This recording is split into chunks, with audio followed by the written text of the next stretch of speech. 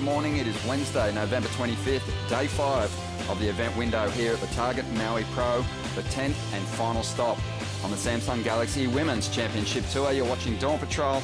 I'm Ronnie Blakey. Another big show in store for you today. First up, World Title Watch. We'll check out what our contenders have been up to, Kayla Moore and Courtney Conlogue. Secondly, we're going to be having a look at the amazing run for Tatiana Weston-Webb, a rookie on a roll. And lastly, we'll have one of the Target trialists, Kayla Moore, right here on the show. She's, of course, the younger sister of Carissa, and she could be meeting her older sister in the first round if she can win through those trials. Right now, though, I want to say a big good morning to a former semi-finalist in this event, Rosie Hodge. Morning. Good morning, boys. Good morning. And the WSL Director of Social Events, Strada Wazalewski. That's right. We know how to have fun, and we have fun all day, every day. Hey, this world title race, obviously with 4 consecutive lay days to kick off the event window, it just feels like that anxiety is starting to build, and the pressure on these two contenders is going to be immense. And Courtney and Carissa are both definitely the favourites, I think, for the victory here. You know, they've divvied up the lion's share of event wins this year, Rosie, and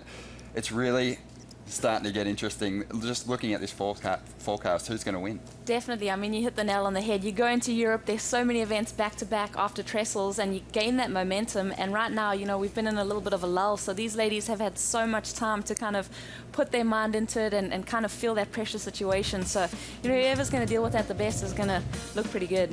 Well, you're looking at the scenarios right there. I mean, it's anybody's game, really. I feel like Courtney's, it's her time to come through right now. It's her time to shine. You know, Carissa won here last year, and Courtney was so close. But, you know, you can see as the numbers draw out there, if it goes all the way down to the end, I mean, I'd love to see Courtney come out of this with a first place. But, you know, Moore looks really good. I love that little star there on that the surf scenario off there. If Carissa finishes in the quarters, Courtney gets a second here at Maui, we're going to have a surf off for the world title, and that's only happened once in the history of the sport, and it was for a junior world title, and it was Garrett Parks and Kyo Belly a couple of years back fighting it out on the Gold Coast, and Kyo got the win. But we had the same scenario last year, and it's just fun watching how this all plays out, and it would be huge for the sport if we had that scenario unfold here. Definitely, and you know, Jessie Miley-Dyer, our Deputy Commissioner, she gets to set the parameters for that surf-off, which is also really interesting. I mean, you've really got to take into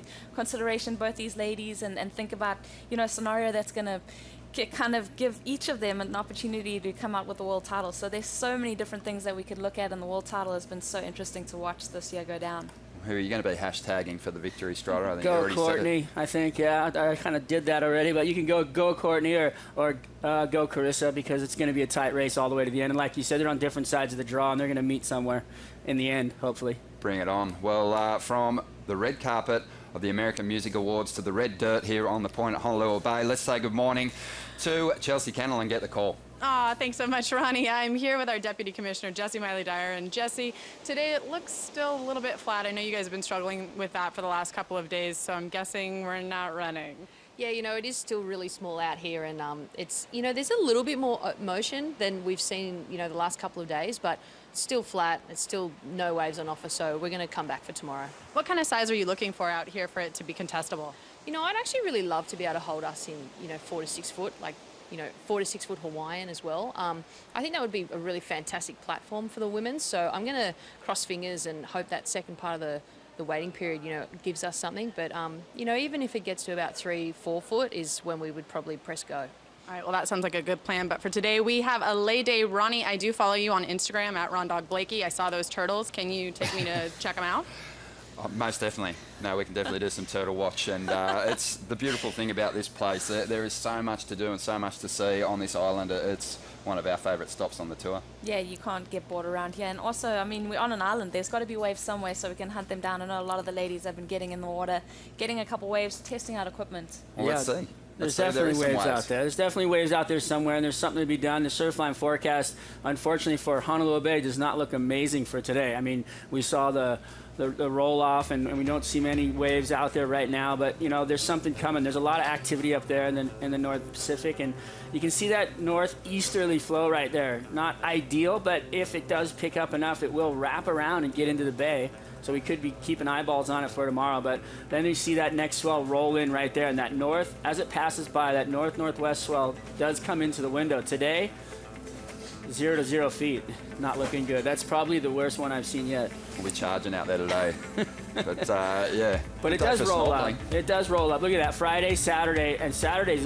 That's a solid swell, 4 to 7 feet from the northwest. So that's exactly what we're looking for out here. We could have an amazing day of surfing that day. Some 4 to 6 foot waves, straight offshore, the cave, little tube rides. I mean, everything you could ask for. Yeah, that'd be unreal. I'd love to see it at that size, and we saw it last year, just how impressive the women were when they hit those long walls here at Honolua Bay. Wilson, with some great insights on this break, we're going to throw to Hawaiian Malia Manuel, and after the break, Martin Potter and Joe Tapel will join us and take us through a rookie on a roll, Tatiana Weston-Webb's year.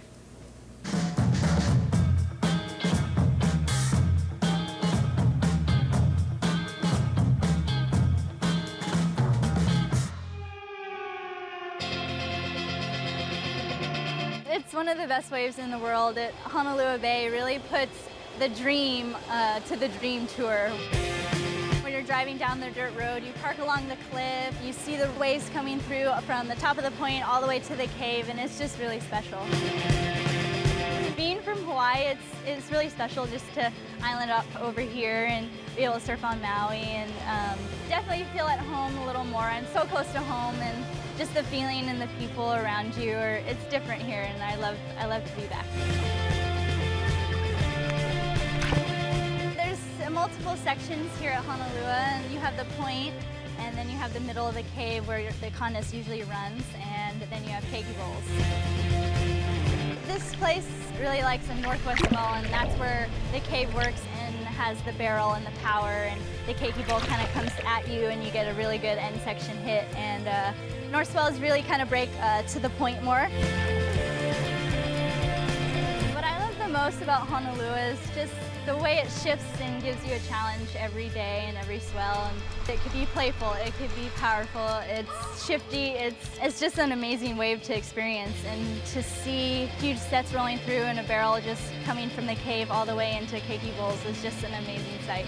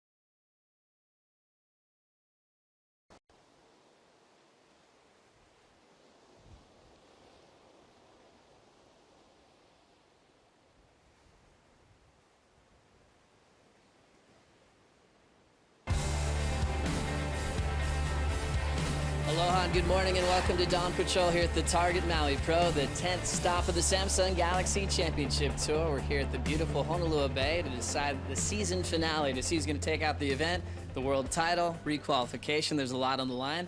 Joe Turpel alongside former world champ Martin Potter. Where Potts looks like they've cleared the lineup for you this morning. Out there. Yeah, that they have. And, you know, as Jesse was saying, there's a little bit more motion in the ocean, which is a good sign. We're looking at some, good ways approaching. So we've just got to sit tight, be patient, and that's what it's all about. Well, we have dreamy conditions hopefully coming in the next couple of days, but contest is off. As we talked about in the last couple of days, this world title showdown is really exciting, but there's more accolades on offer, like the Rookie of the Year honor, which is going to be handed to Tatiana Weston-Webb. The thing is, Tati didn't just want to have the award handed to her. Yep. She wanted to prove herself this season.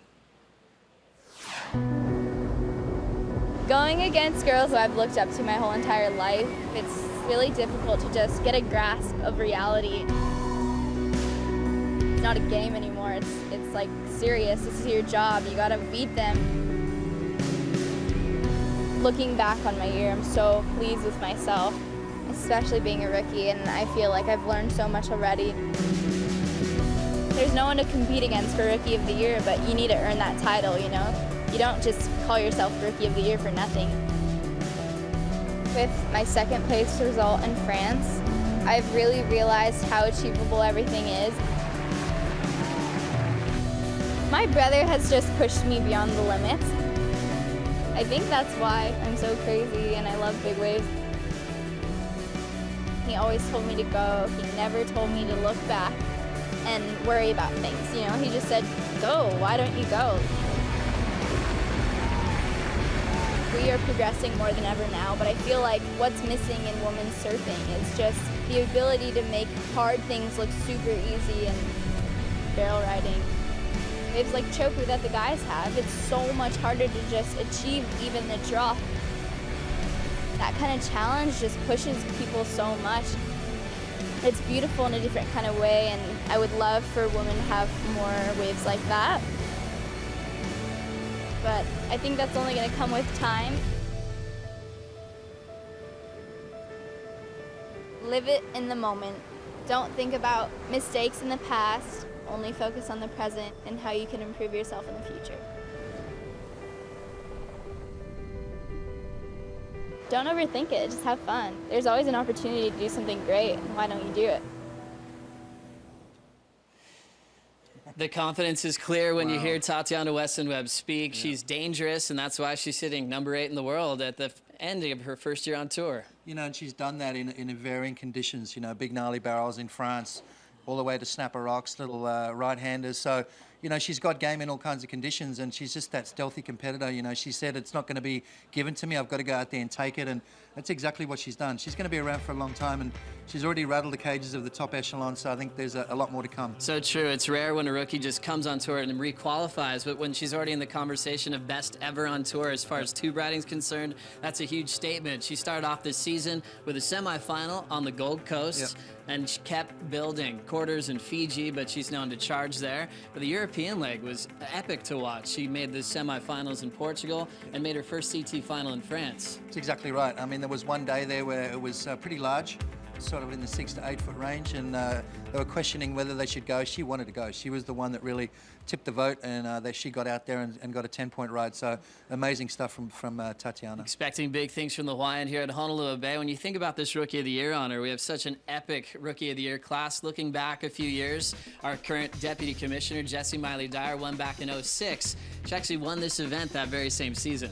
You look at who's there. It's the who's who. It's the cream of the crop. I mean, we've got 2 world champions. Stephanie Gilmore came out on her rookie year, won the world title that year.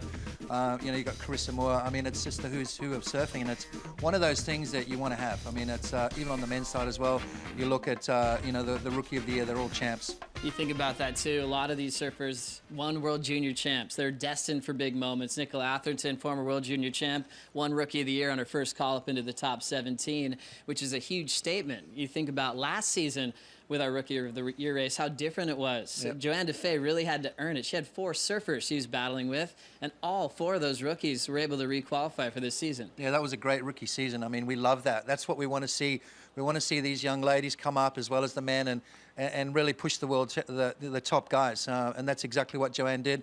Started with getting some quarterfinals, you know, started making the semis, and she's gone on to win events. So that's what you do. Well, Tati definitely deserving that Rookie of the Year honor. She could play a potential spoiler role in this world title race. We'll have more on the spoilers tomorrow on Dawn Patrol. Thinking of spoilers, coming up in the trials, younger sister of 2-time world champ Kayla Moore, Kayla Moore, joins us on the desk.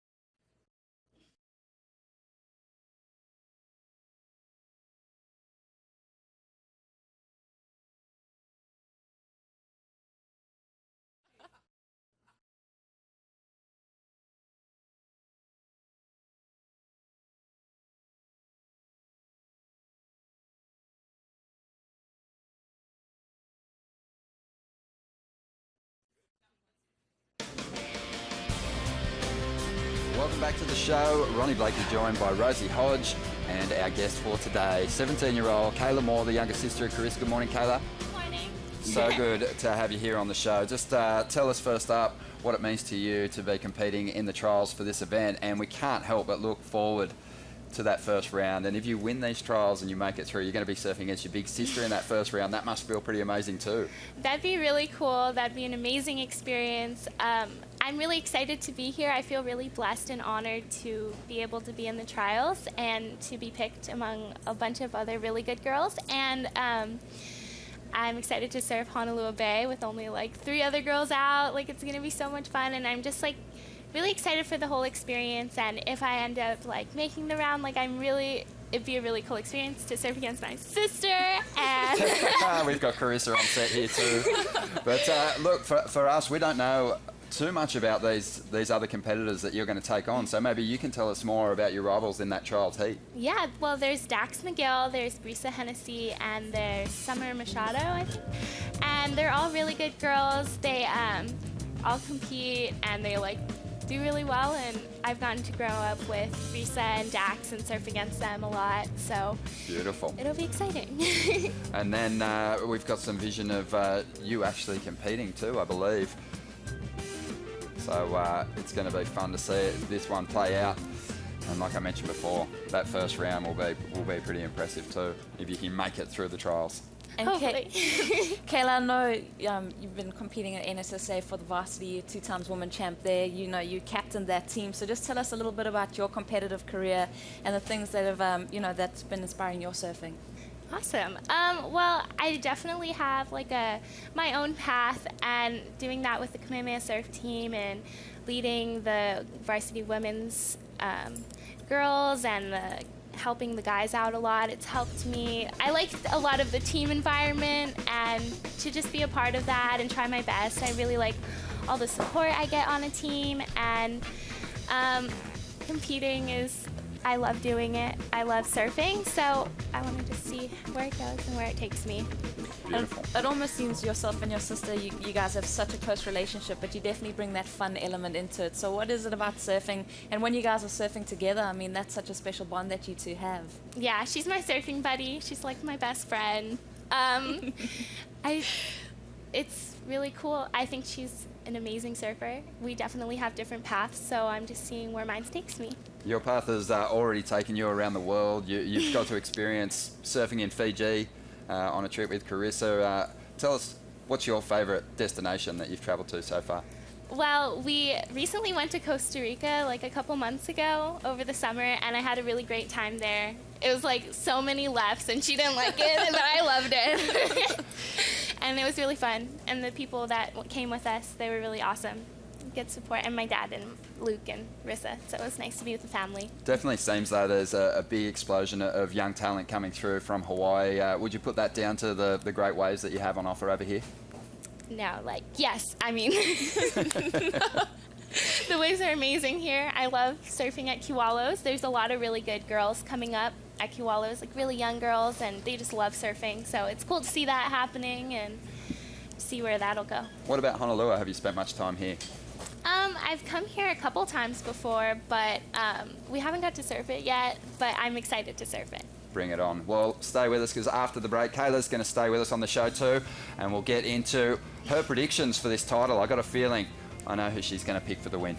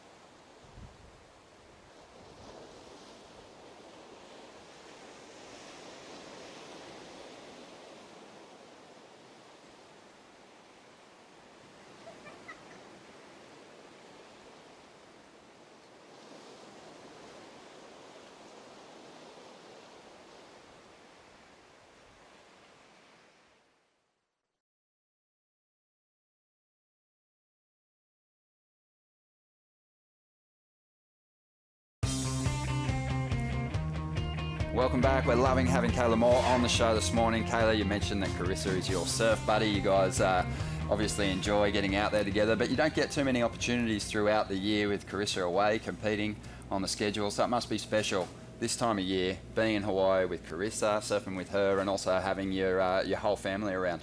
Yeah, it's really nice to be here. My whole family's coming today, so it'll be really cool. We're going to spend Thanksgiving here, and to be here with my sister is awesome. I don't get to go to a lot of her contests because, like, I have school and stuff, but to be here for this one is going to be really exciting, and I'm very excited.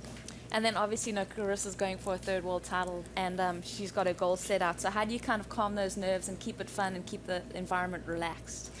Well, I would like to think that I'm like the chill person. Like when we hang out, like I try to like keep her happy and entertained because she gets kind of bored sometimes. But yeah, no, it's cool. Like I like helping her out and like just keeping good vibes and just having fun with her. I think we've got a shot here of you with your sister. We're going to hit you for some inside word, because obviously you're the closest person to Carissa. You're in her camp. How's she feeling going into this title showdown, and has she been training hard, getting ready to do battle out here at Honolua? Yes, she's been training very hard. She has a trainer back home, and she trains like all the time with her, and I don't ever join because I'm like, oh my goodness, it looks really hard. But I watch her and I cheer her on from the sides. And her mind frame, she's feeling really confident. She's just really excited. You can definitely tell she's really excited to go out and just give it her all and try her best. And I think that's the most important thing. Her whole family's here to support her, and like, I think she has a really good support crew, and I mean, we'll love her no matter what happens. So it'll be good. That's reassuring, for sure. Obviously, having a sister who's a two-time world champion and yourself looking at a competitive career, she can give you a lot of advice. But do you ever palm off advice onto Carissa as well?